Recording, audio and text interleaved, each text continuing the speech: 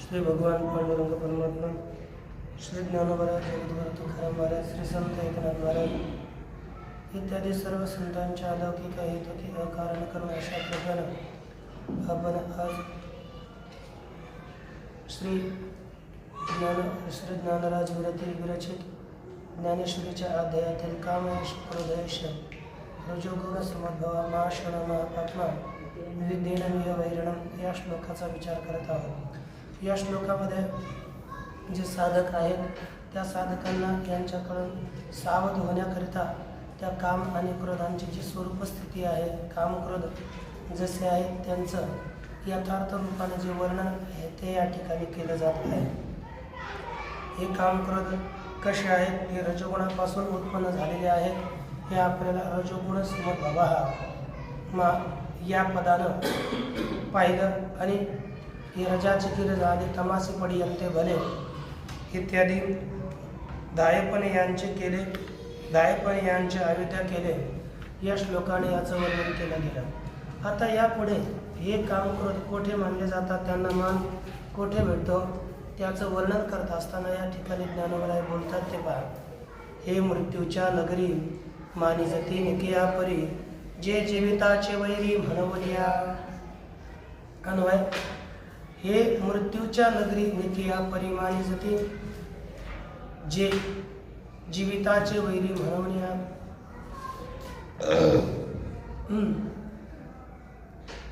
माऊली बोलतात की या काम आणि क्रोधांना मान, हे काम क्रोध आहेत, या काम क्रोधांना मान कोठे आहे, यांना कोठं मान दिला जातो की आपल्याला जसं जर भगवंताचा भक्त असेल तर त्याला वैकुंठामध्ये मान मिळतो, शिवभक्त असेल तर त्याला कैलासामध्ये मान भेटेल.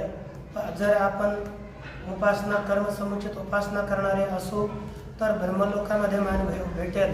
जर कर्म केवळ यज्ञाधिक कर्म करणारे असतील तर त्यांना स्वर्गलोकामध्ये मान भेटेल. परंतु हे कामक्रोध आहेत, कामक्रोध असे विचित्र प्राणी आहेत, यांना मान कोठे भेटतो हे बघा. श्री ज्ञानोबा सांगतात की यांना मान हा भेटतो कोठे, हे मृत्यूच्या नगरी निकिया परी मानी जाते. यांना मान हा मृत्यूच्या नगरात भेटतो. मृत्यू आपल्याला माहिती आहे, मृत्यू म्हणजे यम. यमची जी काही नगरी आहे त्या नगरीमध्ये यांना मान भेटतो. का?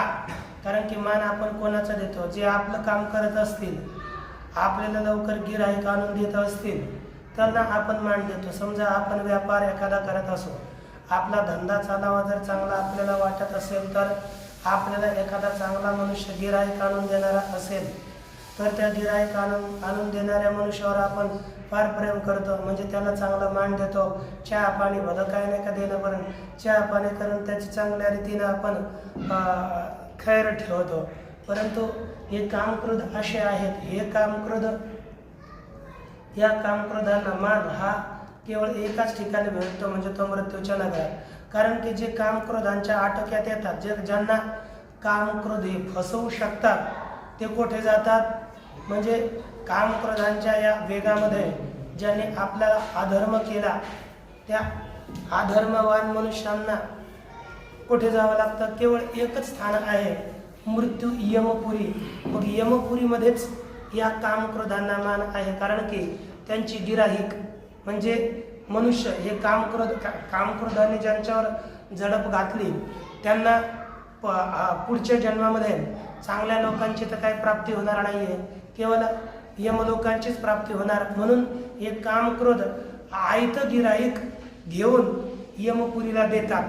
म्हणून यांना कामक्रोधांना यमपुरीमध्ये फार मान आहे. म्हणून माऊली बोलतात, हे मृत्यूच्या नगरी निकिया परी मानी जाते.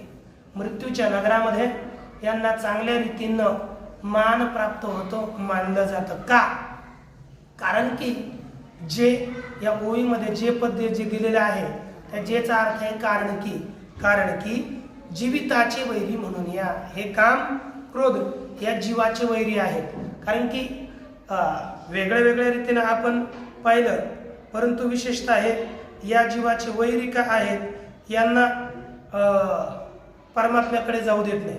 त्यांना आपल्या आत्मस्वरूपापासून रोखवून यांना वाम मार्गाने प्रवृत्त करतात. म्हणून जीविताचे वैरी आहेत. कारण की आपण म्हणतो आपण घातकर शत्रू झालो मी दावेदार, परंतु यामध्ये मुख्य हेतू कोण आहे? बरं, मागच्या अर्जुनानं जो प्रश्न विचारला, अर्जुन काय बोलतो की आता केन प्रयुक्तो यम पापम चरति पुरुष अन्यच्छन्नपि वार्ष्णेय बलादियो दिव नियोजित. एखाद्या जीवाची आपल्याला अधर्म करण्याची इच्छा नसताना सुद्धा बलात् करणे, जबरदस्तीने त्याच्यामध्ये लावल्याप्रमाणे कोणी प्रेरित केलेलं आहे, असा जो प्रश्न केला त्याचंच या ठिकाणी उत्तर रूपानं कथन करतात. ते कोण आहे? तर कामक्रोध. मग हे कारण की जो इच्छा नसतानाही जबरदस्तीने एखाद्या वाम मार्गामध्ये लावत असेल तो खरा वैरीच असतो. म्हणून या ठिकाणी बोलतात की हे जीविताचे वैरी. म्हणून या श्लोकातील कामयेश क्रोधयेश रजोगुण समुद्भव महाशन महापापमा विद्येन मी वैरिणम एनम वैरिणम विद्धी. तर या वैरी या पदाचं व्याख्यान केलं की हे जीविताचे वैरी आहेत. म्हणून यांना कोठं मानलं जातं? केवळ यमाच्या नगरीमध्येच. कारण की त्यांना सगळे इथून पाठवणारा, नाहीतर जर सगळे धार्मिक झाले तर यमनगरीमध्ये कोण जाणार आहे? विष्णू लोकादी अन्य लोकांमध्ये जातील. म्हणून हे काम क्रोध हे यमाला फार आवडणारे असे आहे.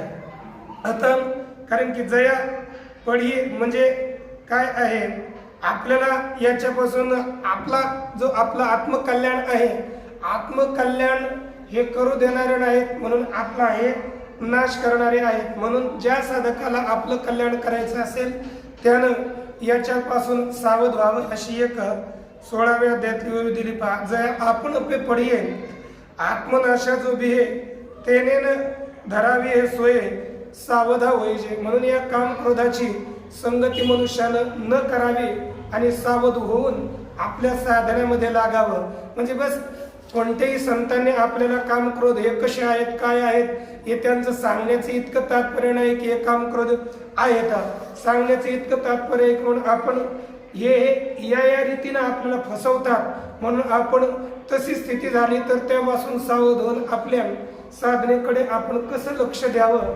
इतकंच सगळ्या ग्रंथकारांचं कोणत्याही वाईट परिस्थितीचं वर्णन करण्याचं तात्पर्य आहे. म्हणून या ठिकाणी आणखी बोलतात, बरं हे कामक्रोध आहेत तर आहेत, कामक्रोध आपले वैरी आहेत, परंतु केवळ काम आणि क्रोध हेच आपला घात करतात असं नाही. त्यांचं सगळे जात जमात एकठा येते आणि त्या साधकाच्या मागे लागते. आता जो कामक्रोध आहे यांची एक व्यवहार चालवणारी, आपण थकबाकी इका इत्यादी राहतं ना, आपला सगळा व्यवहार चालवणारे एखादं दुसराच ठेवतो. मुख्य आपण आहोत, सगळा धंदा चालवणारा, परंतु खालचा व्यवहार करणार त्याला का कंपाऊंड म्हणता का, पीए का, तोच म्हणजे हाताखाली काम करणारा अशी कोण आहे, तर ते सुद्धा मोठे मोठाले, छोटे नाही. त्याचं वर्णन करतात. जयांसी भुकेलिया आमिषा हे विश्वन पुरेची घासा, कुळवाडी यांची आशा चाळीत असे. अन्वय जयांसी भुकेलिया आमिषा, सरळ सरळ, जयांसी भुकेलिया आमिषा हे विश्व घासा न पुरेची ती आशा यांची कुळवाडी चालित असेल. पहा, जयांसी भुकेलिया आमिषा हे विश्व घासा न पुरेची, ज्यांच्या भुकेच्या आहाराला, या कामक्रोधाला जर भूक लागली, मग या माशनो या पदाचं व्याख्यान आहे. जयांसी भुकेलिया आमिषा, ज्यांच्या भुकेच्या आमिषाला म्हणजे आहाराला हे विश्व घासा न पुरेची, हे संपूर्ण जगत सुद्धा एका घासालाही पुरत नाही, इतकं मोठं यांचं खादाडपणा आहे. आशा आणि आशा यांची कुळवाडी चालित असे. आशा ही या काम आणि क्रोधांचा, कुळवाडी म्हणजे व्यापार, घातकारक व्यापार, सामान्य व्यापार नाही, सगळ्यांचा घात करणं रूपी व्यापार, ही आशाच चालवीत असते, असा सरळ अर्थ आहे. या ठिकाणी जयांसी भुकेच्या आमिषा जर आपण पाहिलं तर यांची भूक कशी आहे, आपण अन्य ठिकाणी पाळतो, किंवा भीमराजांची भूक, जसे श्री भीमांच्या भुकेकरता कितीही माताजीनं खाण्याकरता दिलं पुरतच नसे, इतका खादाड महान, किंवा ह्याच्यासारखा दुर्वासा ऋषींसारखी भूक, म्हणजे दुर्वासा ऋषी आणि श्री भीमदादा सारखी जी भूक आहे त्याच्यापेक्षा यांची भयंकर भूक आहे. त्यांची तरी भूक तृप्ती होऊ शकते, परंतु यांची कधीच तृप्त न होणारी भूक आहे. म्हणजे एक वेळेस हे जर यांच्या आटोक्यात आले, यांना पहा, एक असं एक वाक्य, एक या जगतात हे श्लोक आहे, आठवणा पूर्ण, परंतु हिरण्यम पशवस्त्रिया एकैकस्यापि, म्हणजे एका एकाला सुद्धा या जगतातील हिरण्य, धन, पशु, स्त्रिया, सगळ्या जगातल्या एका माणसाला जरी सगळे हे प्राप्त झाले तरी सुद्धा मनुष्याची तृप्ती होत नाही. इतक्या प्रकारे हा काम खादाड आहे. लोक कामण्यापासूनच पुढचे पदार्थ आहेत, म्हणजे इतका खादाड आहे. त्याला जसं अग्निशी हाका चढे या 11व्या अध्यायातल्या ओळीप्रमाणे, किंवा हविषा कृत्स्नवर्तमैव भूय एवाभि वर्धते ते न जातो काम कामानां उपभोगेन शाम्यती हविषा कृष्णवर्तमैव भूय एवाभि वर्धते. ज्याप्रमाणे एखाद्या आगीमध्ये आपण घीची धार लावली असता ती आग विझत नाही, उलट अधिक वाढतच राहते, त्याचप्रमाणे आपण एक एक विषयांचं जर सेवन केलं तर ती कामना कमी होत नसून वाढतच राहते. याचंच प्रमाण हे ययाती राजांनी आपल्याला दिलेलं आहे. ययाती राजा आपण मागे पाहिलं की ययाती राजांच्या 2 पत्न्या होत्या. एक आचार्य जे काही शुक्राचार्य आहेत, शुक्राचार्यांची असणारी देवयानी ही मुलगी आहे. ते होते यद्यपि ब्राह्मण, हे क्षत्रिय होते, परंतु विवाह करवला आणि त्या विवाहामध्येच दासी रूपानं जी शुक्राचार्य ज्यांचे गुरु होते अशा राजाचीच मुलगी, त्याला शर्मिष्ठा आहे. शर्मिष्ठा ही दासी होती, परंतु त्या दासीपासून सुद्धा ययाती राजाला मुलं झाली. आणि जेव्हा हे देवयानीला कळालं तेव्हा देवयानी सोडून शुक्राचार्यांकडे आपल्या पिताकडे गेली, परंतु शुक्राचार्याने सांगून सुद्धा ययाती राजापासून हिला मुलं झाले. म्हणून ययाती राजाला शुक्राचार्यांनी शाप दिला की तू आता लगेच म्हातारा होशील. मग म्हातारा झाल्यानंतर त्याने आपल्या प्रत्येक पुत्राकडे आपली विषय सेवन करण्याची इच्छा पूर्ण झालेली नाही असं म्हणून त्यात तुझं मला तारुण्य दे, परंतु शेवटी जो पुरू आहे त्या पूर्ण ते स्वीकार केलं आणि हजारो वर्ष विषय सेवनानंतर त्याची वाक्य येतात हे की न जातु काम कामानाम उपभोगे न शाम्यते आविषा कृष्णवर्तमैव भूय एवाभिवर्धते हे ययाती राजांची वाक्य. त्याच्या पुढेच आपण मात्रा स्वस्रा दोहित्राच न विविक्ता सलो भवेत बलवान इंद्रिय ग्रामो विद्वांसम अपि करिष्यति या प्रकारच्या श्लोकाचा उच्चार हा राजा ययाती सगळ्यांना या विषयातून सावध करतो. म्हणून हे यांची जर यांना भूक लागली तर हे त्रैलोक्य सुद्धा कमी पडतं अशी यांची भूक आहे. म्हणून महाशन महत अशनम अन्नम एशांते यस्य सह महाशन म्हणजे महान अन्न आहे, म्हणजे सगळं जगत यांचं अन्न होऊ शकतं असे हे काम व काम असा काम आहे, असा हा क्रोध आहे. बरं, यांचा व्यापार चालवणारी कोण आहे? यांची आशा यांची कुळवाडी चालित असते. आशा ही यांचे सगळं जो व्यवहार आहे, कुळवाडी म्हणजे व्यापार, त्यांच्या कुळातला होणारा व्यापार केवळ आशा चालवित असते. आणि आशा आपल्याला माहिती आहे, सगळे जितके नाथ महाराजांनी अनेक प्रकारचे पास सांगितलेले आहेत, 7 पास सांगितले. त्या 7 पाशापैकी मुख्य पाश म्हणजे आशा पाश आहे. आणि हा आशा पास मनुष्याला अतिशय नष्ट करण्यामध्येच घेऊन जातो. हा सुरी संपत्तीचं कारण आहे. आशा पाश शत्रविद्धा काम क्रोध परायण पियंती काम भोगार्थम अन्यायनार्थ संचय. मनुष्य आशा पाशानं बद्ध झाला तर काम भोगाकरिता अन्यायाने अर्थ संचय करण्याची इच्छा करतो. अन्यायानेच सगळे पदार्थ एकत्र करण्यास प्रयास करतो आणि या आशेची तृप्ती लवकर मरेपर्यंत सुद्धा होत नाही. आशा ही आशाच या सगळ्यांचा व्यवहार चालवित असते. ठीक आहे, आशा केवळ आशाच आहे असं नाही, आशेची एक छोटी बहीण आहे, ती सुद्धा यांचीच सहायता करत राहते. ते पुढे बोलतात, कौतुके कवळिता मुठी जे 14 भुवने थे कोटी ते भ्रांती ते धाकोटी वाली दुधी. कौतुके जी अन्वय जे कौतुके मुठी कवळिता 14 भुवने थे कोटी ते भ्रांती ते वाली दुल्ली धाकोटी. अर्थ, जी कौतुके मुठी कवळिता, जिला कौतुकाने सहज लीलेने आपल्या मुठीत कवळण्यास 14 भुवन लहान पडतात, ती भ्रांती ती वाली दुल्ली धापोटी. अशी ती भ्रांती त्या आशेची आवडती छोटी बहीण आहे. म्हणजे कोणाची? आशेची आवडती छोटी बहीण आहे भ्रांती. आशा आली की लगेच भ्रांती सुरू होते. म्हणून आशेची लहान बहीण भ्रांती सांगितली. आणि ती लहान बहीण तिच्यात सामर्थ्य किती आहे, जिला कौतुकाने आपल्या मुठीत आपल्या कचाट्यात कवळण्या करतात 14 भुवन लहान पडतात. आपण भूर लोक हा पृथ्वी लोक, भू हा अंतरिक्ष लोक, स्वर्ग लोक, भूर्भुव स्वहा तपहा लोक, सत्य तपो जन मह लोक आणि सत्य लोक हे वरचे 7 लोक आहेत. अतल वितल सुतल तलातल रसातल महातल आणि पाताल हे खालचे 7 भुवन आहे. हे वरचे 7 भुवन आणि याचे खालचे 7 भुवन या सगळ्यांना कोणी कवळलेलं आहे?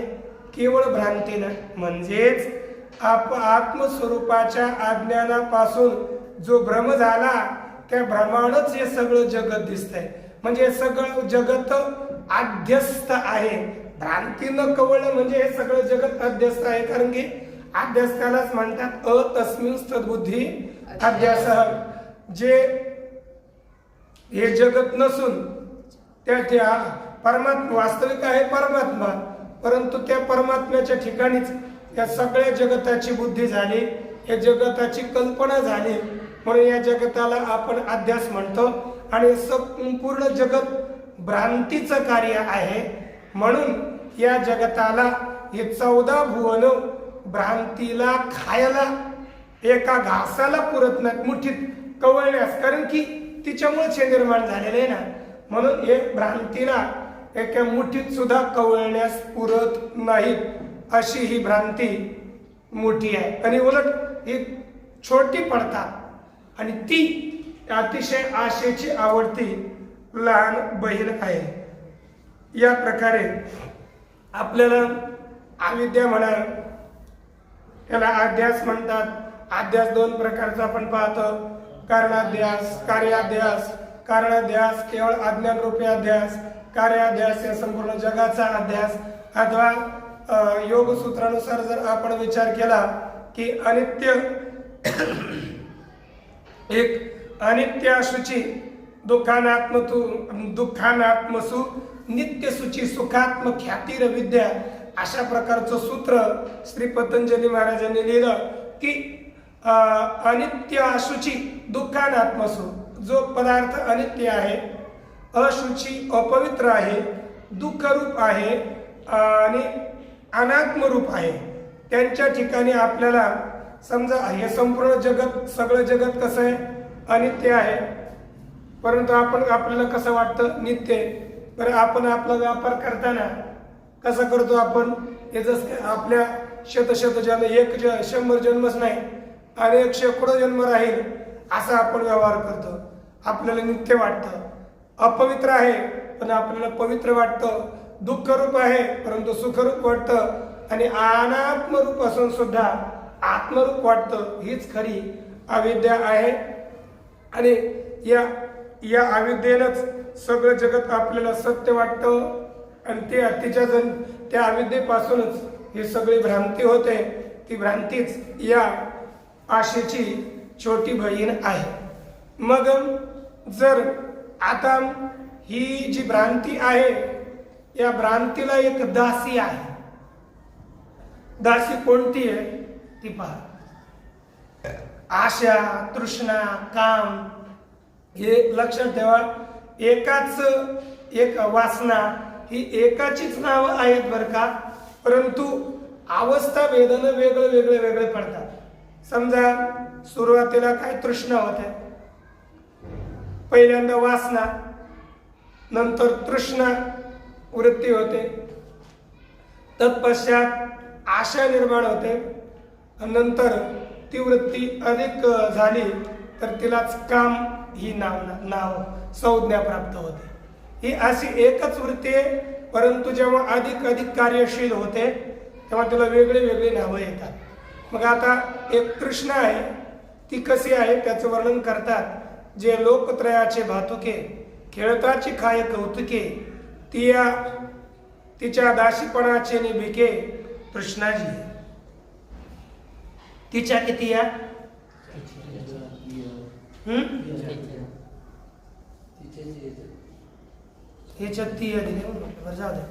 जे लोकत्रयाचे भातुके खेळता कवती खेळताची, आता जे खेळताची लोकत्रयाचे भातुके कौतिके खाय, ते तृष्णा त्या दासीपणाची बिकेजी. आता जे खेळता म्हणजे आपण जे लहान पोरं खेळत असतात ना, खेळता आपला आनंदानं उड्या मारताना लोकत्रयाचे भातुके म्हणजे तिन्ही लोकरूपी खाऊ. भातुके म्हणजे खाऊ, लोकत्रयाच्या खाऊ म्हणजे तिन्ही लोकरूपी, भूरलोक, बोरलोक आणि स्वर्लोक, किंवा अधोलोक, मध्यलोक आणि ऊर्ध्वलोक सगळं घेऊन टाकतो. या तिन्ही लोकांचा खाऊ कौतुकाने खाते. तिला काही अधिक म्हणजे अशी ती तृष्णा, तिला तृष्णेला आपली तृष्णा किती वाढते. सुरुवातीला 1 घराची, नंतर 2 घराची, नंतर 10 एकरची, 100 एकरची, ती तृष्णा तिन्ही लोकांना व्यापून टाकते, इतकी वाढते. अशी तृष्णा ती कौतुकाने तिन्ही लोकांना गिळंकृत करून टाकते. ती या दासीपणाची बिकेजी आहे. ती अशीची तृष्णा कोणाच्या दाशीपणाच्या? भ्रांतीच्या दाशीपणाच्या जोरावर जगते. म्हणजे तृष्णा कशामुळे होते? भ्रांतीमुळे. जेव्हा भ्रम झाला तेव्हा तृष्णा निर्माण होते. म्हणजे तृष्णेची दासी कोण?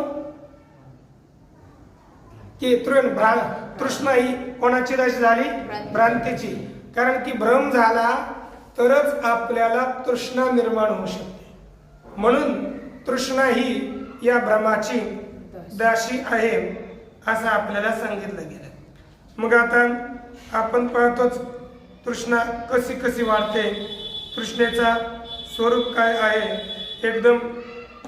एकदम एक कोणाची तृष्णा कशी, कोणाची तृष्णा कशी, ब्रह्मलोकापर्यंत सगळ्यांची तृष्णा वाढतच राहते आणि ही तृष्णा दासी रूपाने जगते.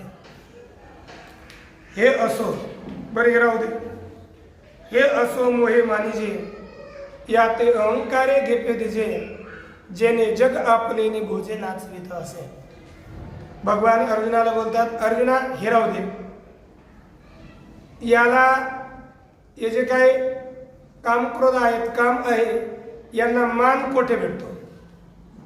हे मृत्यूच्या नगरात मानले जातात हे निश्चित आहे. परंतु आणखी यांना मान देणारे फार मोठाले माणसं आहेत. कोण कोण? हे असो मोहे मानिजे, मोहे याते मानिजे.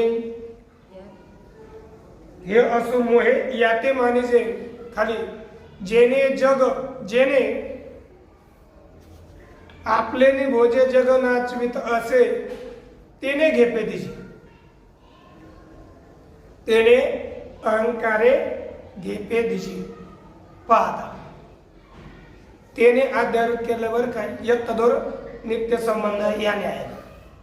अर्थ मोहे याते मानिजे.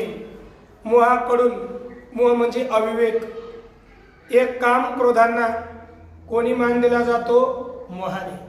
जेव्हा काम क्रोध होतात तेव्हा आपल्या मस्तिष्कात मोह, अविवेक जागृत होतो आणि ज्याच्या मस्तिष्कात म्हणजे ज्याच्यामध्ये अविवेक आहे तोच काम क्रोधाला थारा देतो. म्हणून यांना मानवणार कोण आहे? मोह. मोहामुळे यांना मानलं जातं.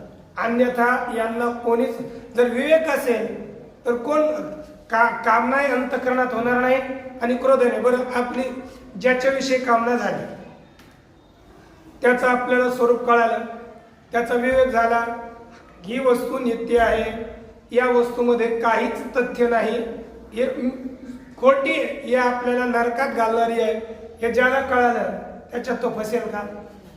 बरं, आपल्याला मोह झाला, अविवेक झाला, अनित्य असून ती नित्य वाटू लागली, खराब असून चांगली वाटू लागली, मोह झाला तर त्याविषयी कामना निर्माण होते. म्हणून मोहच हा कामनेला मानवणारा आहे, म्हणजे मान देतो.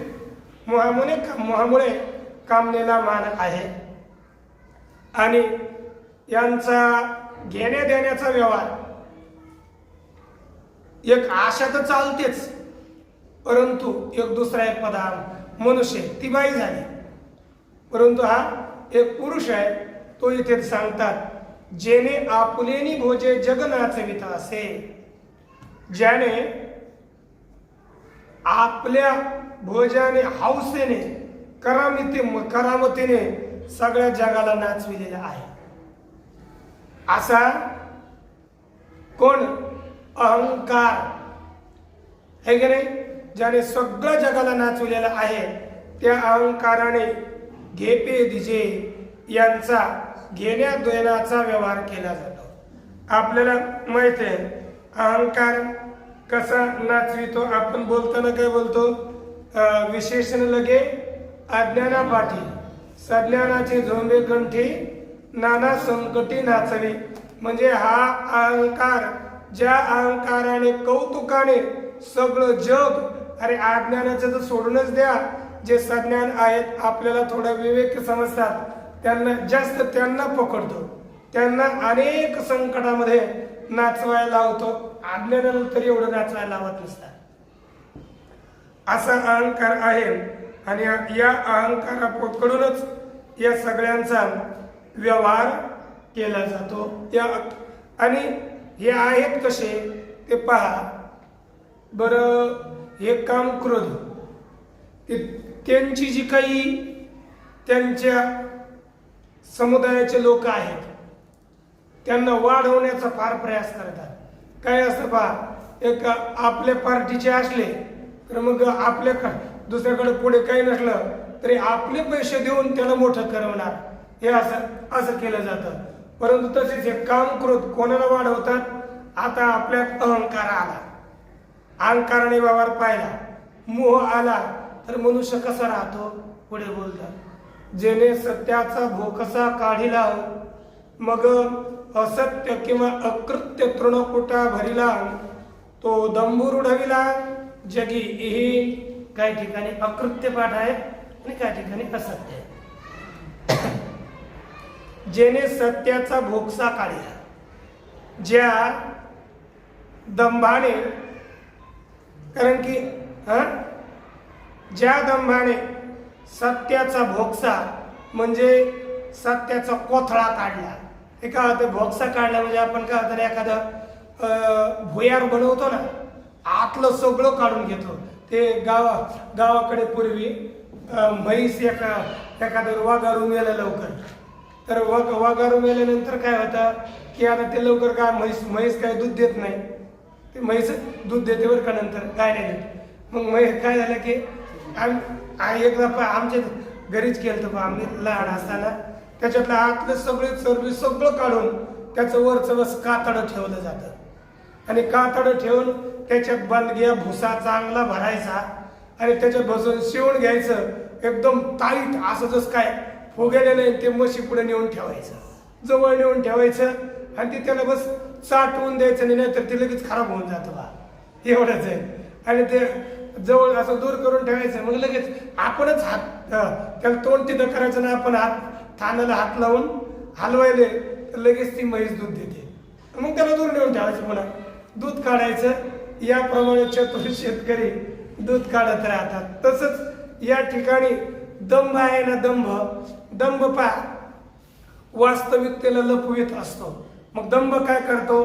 सत्याचा भोगसा तिथे तर कोणाचा काढला होता? वास्तविक, तिथे वासराचा केला, इथे वास्तविकता आहे, वास्तविकतेचा त्यातला आतला जो बुद्ध आहे तो सगळा काढून घ्यायचा, म्हणजे वास्तविकता हटवून द्यायची आणि वरून केवळ सोंग घ्यायचं आणि त्याच्यात आतून असत्य तृणकुटा भरला। तृणकुटा कोणता भरला? असत्य रूपीच, जसं गवत काय भरला? गवताचा चारा त्याच्यात भरला, गवताचा भुगा भरला, असत्य रूपी असा।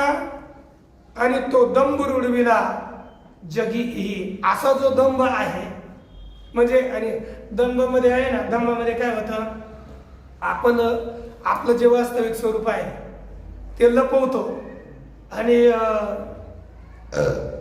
दुसरं स्वरूप दाखवतो। मी नाव नाही सांगत, जवळचे असू शकतात, दूरचे असू शकतात आपल्याला। आम्ही एकदा असंच गेलतो एका ठिकाणी, म्हणजे त्यांचं तसं नाही, ते मजाने केलं, परंतु तसंच राहत। म्हणजे एखाद्याला काय झालं, आपण आता गेलो, आपण आता आनंदाने असं तसं राहतो, परंतु एखाद्या ठिकाणी कुठेतरी गेलो आणि तिथं गेलं की एखाद्या भक्ताच्या ठिकाणी, समजा भक्ताच्या ठिकाणी आपण पहिलं सामान्य राहतो कुठेही, आणि आपल्याला त्यांच्याकडून काहीतरी घ्यावं, त्यांनी आपल्याला मानावं, मग माळा मुद्रा एकदम टाईट बसणं। आपण आपल्या कधीच देवाला काय म्हणतात, भोजन करताना कधीच एकही श्लोक वाचत नाही, परंतु तिथं गेलं की मग हे श्लोकान, तिसरा श्लोकान, चौथा श्लोकान, म्हणजे सगळे आपण बोलत राहतो। म्हणजे याच्यामध्ये आपला काय दाखवतो, केवळ वास्तविकता नाही राहत ना, आणि उद्देश काय असतो, आपल्याला यांनी काहीतरी द्यावं, त्यांच्यात सुधार व्हावा, असं काही नाही। कारण की आशामध्ये हा काय राहतो, केवळ दंभ, त्याला दांभिकपणा, केवळ वर चढवून ते ओव्या आपल्याला असतील पहा, एक मी पाहिले होते, कोणते, म्हणजे आपण जाहिरातबाजी करणे यालाच आपण वाचेचा मनोनी वाचेचा चौबारा, घातलिया धर्माचा पसारा, धर्मुची तो अधर्म होय विरा तो दंभ जाणे. म्हणजे आपण जे जे काही केलं ते लोकांना सांगत राहिलं तर यालाच दंभ असं म्हणतात. आणि मग आपण जर धर्म केला असला तरी तो सुद्धा अधर्म होतो. म्हणून असा आपण काय करायचं, मग जितकं झाकेले केले दान पुण्य असे जे जे करू आपण ते झाकवायचं, लोकांपुढे प्रगट न करायचं. आपण वास्तविक आपली जितकी साधना होईल तितकी करणं हे आपलं कर्तव्य आहे. पुढे माऊली बोलतात, यांनी काय केलं, कामक्रोधांनी साध्वी शांती नागविली, मग माया मांगे शृंगारली, ती करवी विटाळली साधू वृंदे. आता ही या पदाचा अध्ययन करावा लागेल. अर्थ होईल अन्वयासहित. ही साध्वी शांती नागविली, मग माया मांगे शृंगारली, ती करवी साधू वृंदे विटाळली. या कामक्रोधांनी काय केलं, साध्वी शांती ही साध्वी स्त्री आहे, मग तिला वस्त्रहीन केलं.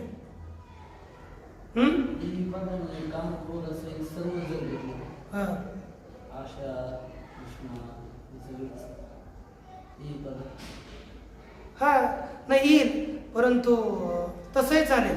परंतु हे मुख्य ते दोघ आहेत ना, या मुख्य दोघांचा प्रभाव म्हणजे यांचं कोणतं गोतावळ आहे, हे काय काय करतात त्याच्याकरता.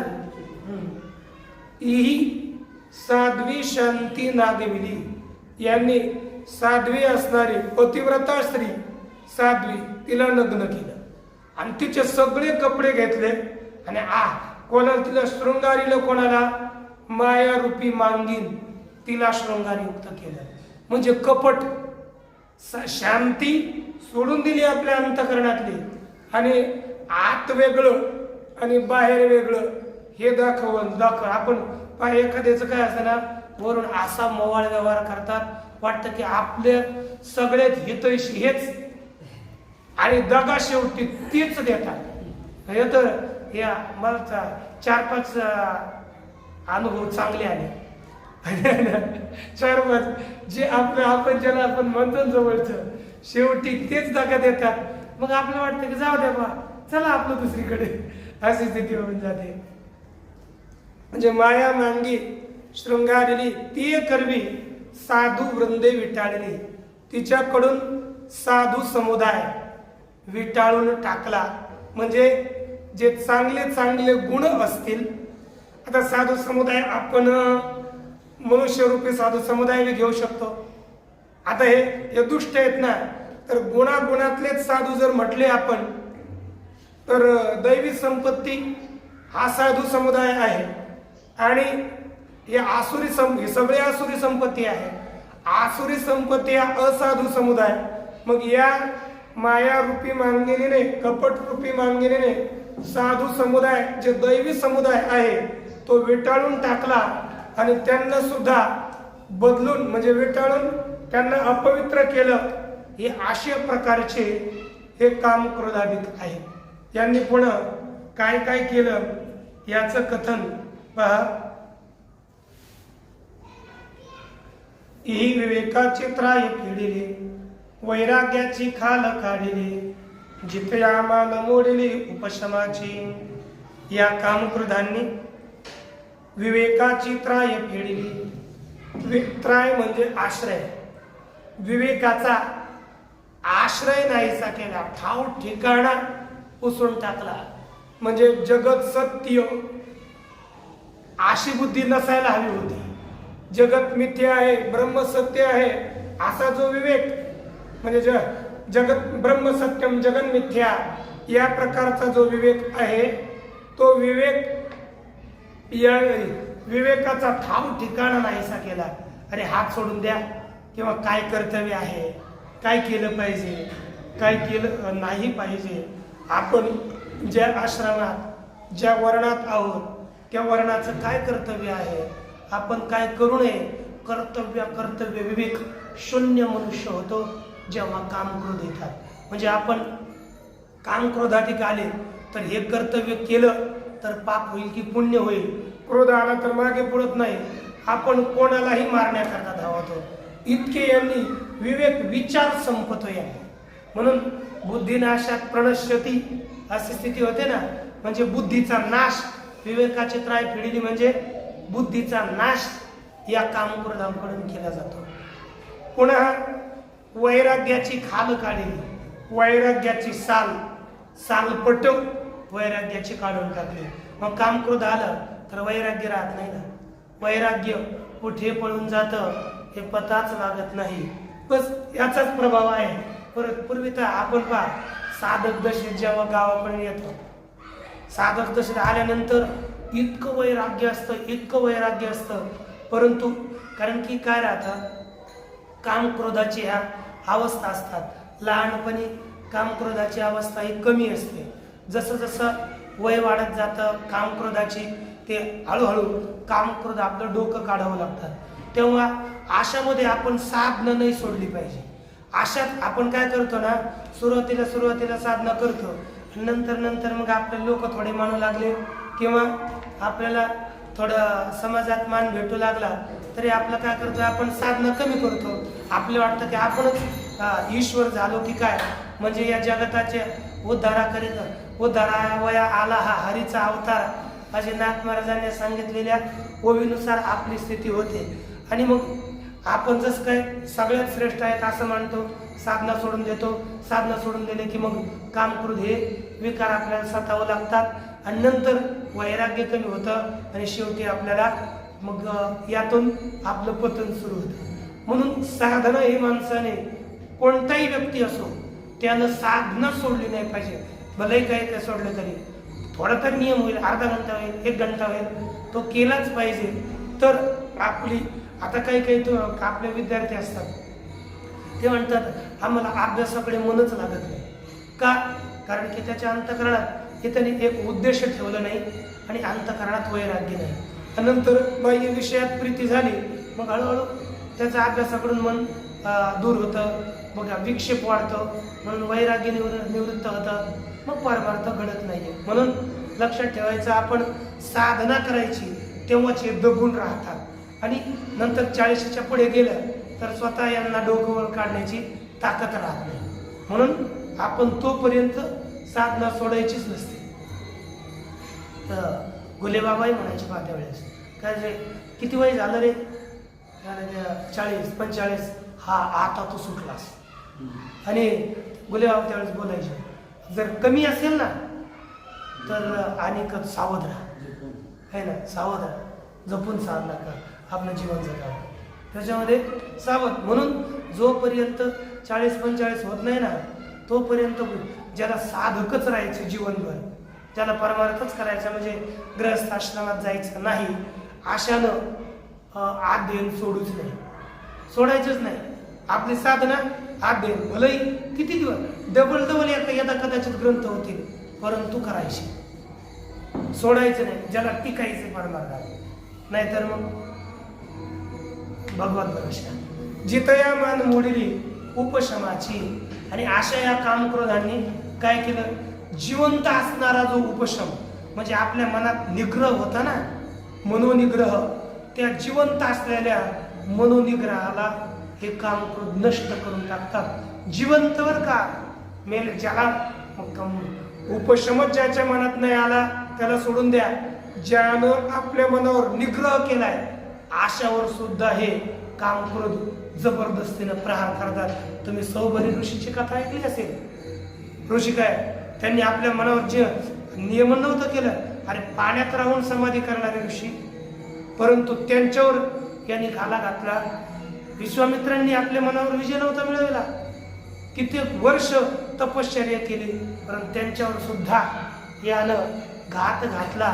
म्हणजे हे जिवंत असणाऱ्या उपशमाला, मनोनिग्रहाला सुद्धा नष्ट करण्याचं यांचं सामर्थ्य आहे. आणि ज्याने मनोनिग्रहच नाही केला त्यांचं काय गती घेऊन बसले. म्हणून यांनी आणखी काय काय केलं, शेवटची वेळी पाहू. ही संतोष वन खांडिले, धैर्य दुर्ग पाडिले, आनंद रोप सांडिले, उपडून या कामक्रोधांनी संतोष वन खांडिले.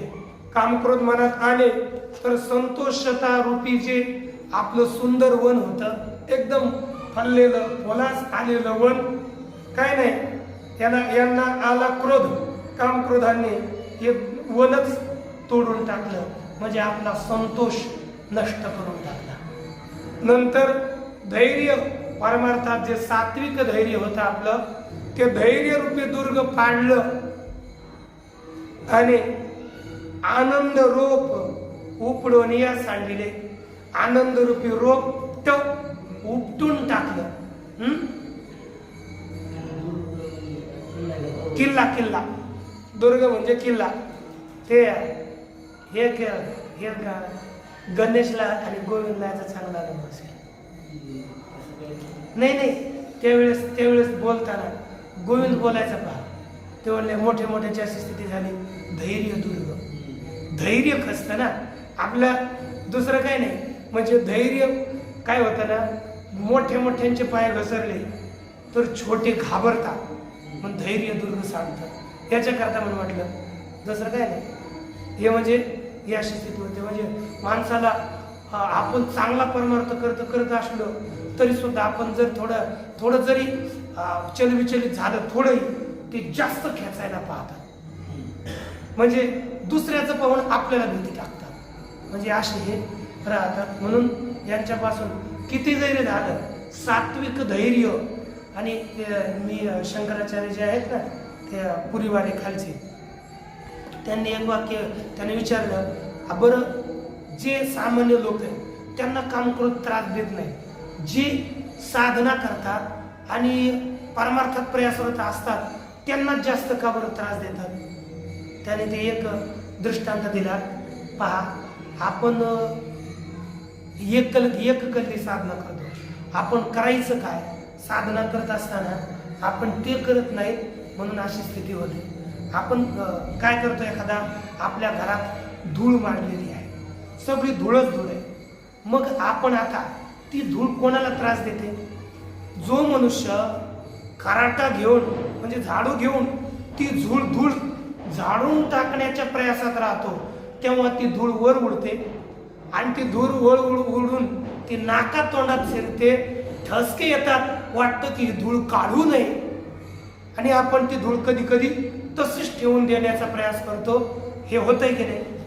परंतु तर तीच धूळ जर आपल्याला काढायची झाली तर माणसानं काय करायचं? थोडं पाणी घ्यायचं, पाणी शिंपडायचं, खराटा घ्यायचा आणि ती झाडून लावायची, मग तर ती धूळ त्रास देत नाही आणि ती आपल्याला साफ करता येते. तसंच आपल्या अंतःकरणात हे विकाररूपी धूळ जी जमलेली आहे ती आपल्याला जर दूर करायची असेल तर आपण भक्ती प्रेमरूपी थोडा ओलावा, आपण परमात्म्याचं भजन रूपी ओलावा हे नित्य आपण पाणी शिंपडत राहायचं. किंवा गुरुसेवा असेल, शिष्य सेवा असेल, भक्ती असेल, हे नित्य आपण पाणी शिंपडत राहिलो आणि आपण यांना हळूहळू झाडू लागलो तर कधी ना कधी यांना आपण दूर करून आपलं अंतःकरण निष्काम स्थिर करू शकतो. आणि एकदा स्वच्छ झालं मग काही समजते. तोपर्यंत सुरू केल्यापासून अंतःकरण स्वच्छ होईपर्यंत आपल्याला किंवा कामक्रोध आदी विकार निवृत्त होईपर्यंत त्रास होईल, नंतर होणार नाहीत. म्हणून परंतु कार्य करताना धैर्यपूर्वक करावं, तेव्हा आपलं कल्याण थोडं निश्चित होण्यासारखंच आहे. या नंतरचा विचार आपण उद्या करू.